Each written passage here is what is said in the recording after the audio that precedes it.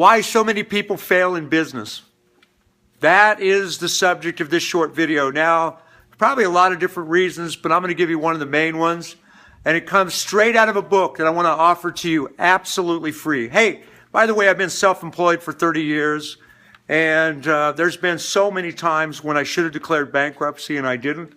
I just kept right on moving forward. I've made millions of dollars. I've lost millions of dollars. I've gone through some very, very, very, very difficult times. I've made a lot of mistakes. I've had a lot of great experiences and a lot of not so great experiences, but it's all been worth it in the end.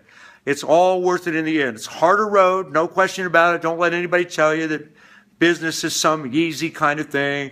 When it is easy, that's not good. That's really not good. It should always be a struggle because you should always be reaching a little bit and stretching yourself a little bit, pushing. Anyway, I want to offer you my book, Ruthless Marketing Attack. This is my favorite business book. I've got 63 of them on Amazon.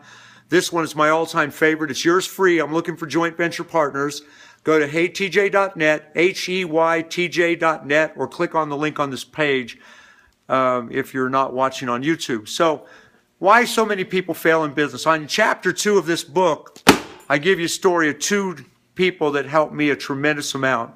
And the short version of it is this. You're gonna hear about a guy named Dwayne on here. He was my former employer. And then I went and I competed with him. I started my first business and I competed with my former employer. It happens all the time. In fact, that's how a lot of businesses are started. Former employees that say, hey, take this job and shove it. Then they go and they compete directly with him. And, you know, Dwayne was a good guy. And he had a lot of money and he was a good guy. But before I started working with him, he was virtually doing no business at all. And the one thing he lacked was the ability to get out there and promote himself. That's why he hired me. And because I was just, even though I was a kid at the time, this is 35 years ago, I knew how to sell. And I knew how to get out there and make it happen. I knew how to get out there and knock on doors and talk to people. I wasn't afraid to do it. In fact, I was excited to do it. I was eager and I was excited to get out there and make it happen. We were in the carpet cleaning and upholstery cleaning business, and it was nothing for me to talk to 100 people a day. I had a lot more energy than I have now, but I was enthusiastic about the business, and I'd give free bids all day long, and a percentage of those bids would end up jobs, and Dwayne would not do that. He was afraid to put himself out there. He was afraid to step out into that, past his comfort zone.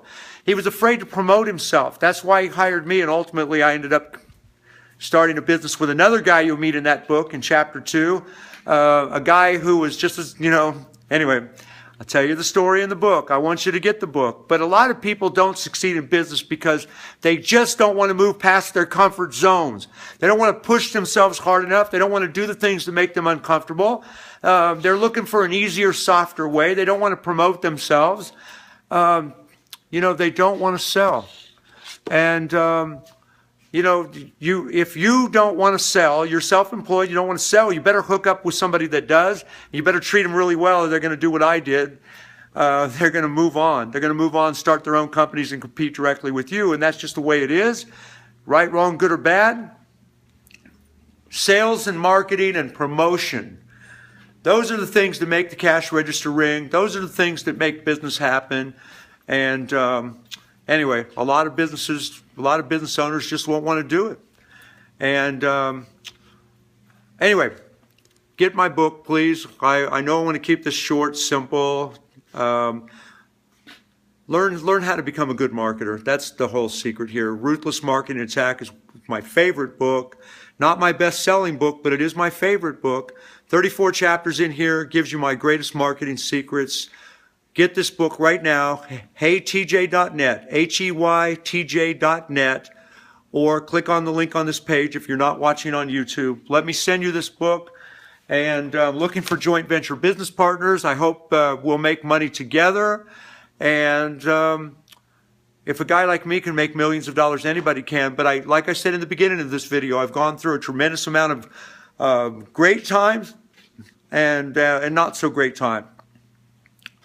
You got to stay with it. You got to stay with it and don't give up. And I know that sounds like common sense, and yet So many business owners, I've talked to so many former business owners that they quit, they gave up along the way. Don't let it happen to you.